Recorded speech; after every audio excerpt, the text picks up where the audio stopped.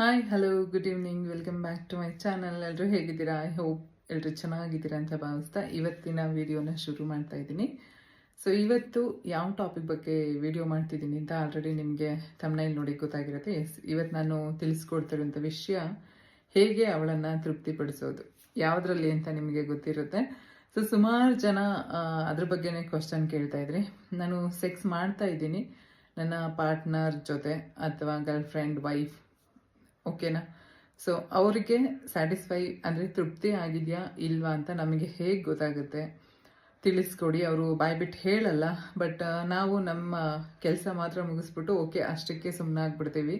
ಅವರು ತೃಪ್ತಿ ಹೊಂದಿದಾರಾ ಇಲ್ವಾ ಅಂತ ಹೇಗೆ ಗೊತ್ತಾಗುತ್ತೆ ನಮಗೆ ಅಂತ ಎಷ್ಟೊಂದು ಜನ ಕೇಳ್ತಾ ಇದ್ರಿ. ಸೊ ಅದಕ್ಕೋಸ್ಕರ ಇವತ್ತಿನ ಈ ಟಾಪಿಕ್ನ ಮಾಡ್ತಾ ಇದ್ದೀನಿ. ಸೊ ಇನ್ನೂ ಯಾರಾದರೂ ನನ್ನ ಚಾನಲ್ನ ಸಬ್ಸ್ಕ್ರೈಬ್ ಮಾಡದೆ ನೋಡ್ತಾ ಇದ್ರೆ ಪ್ಲೀಸ್ ಈಗಲೇ ದಯವಿಟ್ಟು ಸಬ್ಸ್ಕ್ರೈಬ್ ಮಾಡಿಕೊಂಡು ಪೂರ್ತಿ ವಿಡಿಯೋನ ಸ್ಕಿಪ್ ಮಾಡಿದೆ ನೋಡಿ. ಸೊ ಸ್ಕಿಪ್ ಮಾಡಿದ್ರೆ ನಿಮಗೆ ನಾನು ಹೇಳೋದು ಅರ್ಥ ಆಗಲ್ಲ, ಓಕೆನಾ? ಎಸ್,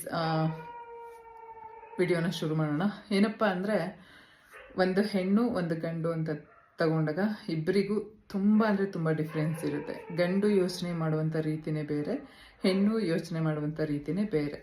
ಒಬ್ಬ ಗಂಡಸಿಗೆ ಏನಾಗುತ್ತಪ್ಪ ಅಂದರೆ, ತಾನು ಒಬ್ಳ ಜೊತೆ ಸೆಕ್ಸ್ ಮಾಡಬೇಕಂತ ಅಂದ್ಕೊಂಡಾಗ ಅವನ ನಿರೀಕ್ಷೆಗಳು ಬೇರೆ ಇರುತ್ತೆ. ಅಂದರೆ ಒಂದು ಒಳ್ಳೆ ಫಿಗರ್ ಇರಬೇಕು, ನೋಡೋಕ್ಕೆ ಚೆನ್ನಾಗಿರಬೇಕು, ಮತ್ತು ನನಗೆ ಸೆಕ್ಸ್ ಟೈಮಲ್ಲಿ ಮಾಡೋವಂಥ ಟೈಮಲ್ಲಿ ಕಂಫರ್ಟಬಲ್ ಆಗಿರಬೇಕು, ಈ ಥರದ್ದೆಲ್ಲವನ್ನು ಯೋಚನೆ ಮಾಡ್ತಾ ಇರ್ತಾರೆ.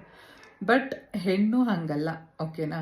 ಸೊ ಈಗ ಎಷ್ಟೋ ಜನ ಏನು ಅಂದ್ಕೊಂಡ್ಬಿಡ್ತಾರೆ, ಗಂಡಸರು ಸೆಕ್ಸ್ ಅಂದಿದ ತಕ್ಷಣ ಏನು ಅನ್ಕೋತಾರೆ ಅಂದರೆ, ಓಕೆ ಯಾವಾಗ ಅವ್ರಿಗೆ ಎರೆಕ್ಷನ್ ಆಗುತ್ತೆ ಸೊ ಅಂಥ ಟೈಮಲ್ಲಿ ಹೋಗಿ ಹೆಂಡತಿ ಪಾರ್ಟ್ನರ್ ನಿಮ್ಗೆ ಯಾರಿಗೆ ಇಷ್ಟ ಆಗುತ್ತೆ ಅವ್ರ ಜೊತೆ ಹೋಗಿ ಸೆಕ್ಸ್ ಮಾಡಿಬಿಟ್ರೆ ಅಲ್ಲಿಗೆ ಮುಗಿದೋಯ್ತು. ಸೊ ನಿಮಗೆ ಅದೊಂದು ಸಿಗ್ನಲ್ ಇರುತ್ತೆ, ಓಕೆ ಎರೆಕ್ಷನ್ ಆದಾಗ ನಮಗೆ ಸೆಕ್ಸ್ ಮಾಡಿ ಮುಗಿಸ್ಬಿಟ್ರೆ ಅಲ್ಲಿಗೆ ನಮ್ಮದು ಕೆಲಸ ಆಗೋಯ್ತು ಅಂತ. ಸೊ ಆ ರೀತಿ ಹೆಣ್ಮಕ್ಳದಲ್ಲ. ಹೆಣ್ಮಕ್ಳು ಎಕ್ಸ್ಪೆಕ್ಟೇಷನ್ಸ್ ಬೇರೆ ಇರುತ್ತೆ. ಏನಪ್ಪ ಅಂದರೆ four play, sex, outer play. So out play ಇದು ಇಷ್ಟು ಮೂರೂ ತುಂಬ ಇಂಪಾರ್ಟೆಂಟ್ ಆಗುತ್ತೆ ಸೆಕ್ಸ್ ವಿಷಯ ಅಂತ ಬಂದಾಗ.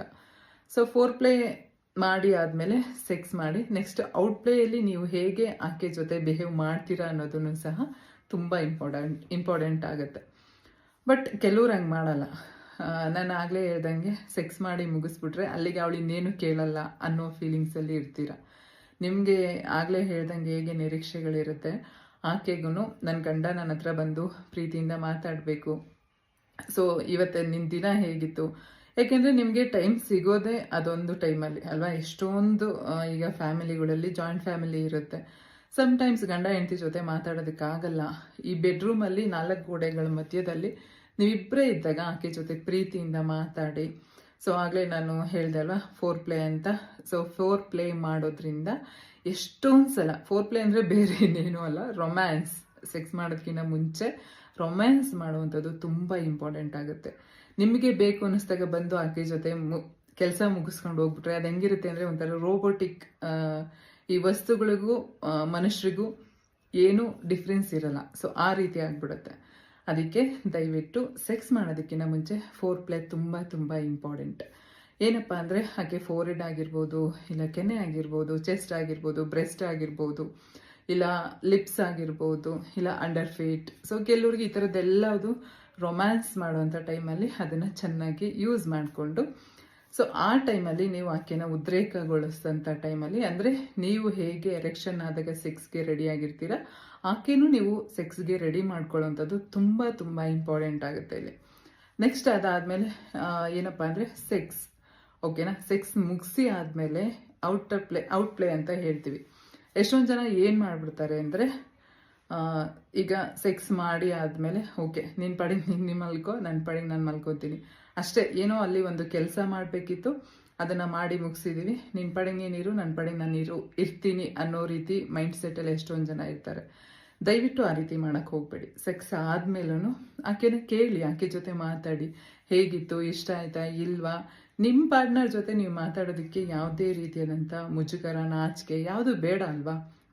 ಸೊ ನೀವು ಸೆಕ್ಸ್ ಮಾಡಿದಂಥದ್ದು ಆಕೆಗೆ ಏನು ಇಷ್ಟ ಆಯಿತಾ ಇಲ್ವಾ ಇದೆಲ್ಲವನ್ನು ತಿಳ್ಕೊಳೋದು ಮೇನ್ ಇಂಪಾರ್ಟೆಂಟ್ ಆಗುತ್ತೆ. ಸೆಕ್ಸ್ ಆದಮೇಲೂ ಸಹ ಹಣೆಗೆ ಮುತ್ತಿಡೋದು ಅಥವಾ ಮಾತಾಡೋದು, ಕಿಸ್ ಮಾಡೋದು, ಇದೆಲ್ಲದು ಇಂಪಾರ್ಟೆಂಟ್ ಆಗುತ್ತೆ.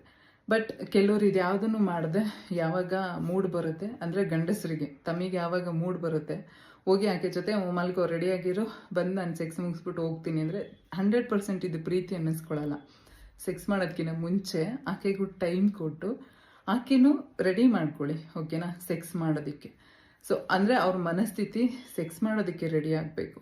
ಸೊ ಆ ರೀತಿ ಆದಂತಾಗ ಮಾತ್ರ ಆಕೆ ಸೆಕ್ಸ್ನಲ್ಲಿ ತೃಪ್ತಿ ಹೊಂದ್ತಾಳೆ. ಸೊ ಇದಾಗಿತ್ತು ಇವತ್ತಿನ ವಿಡಿಯೋ.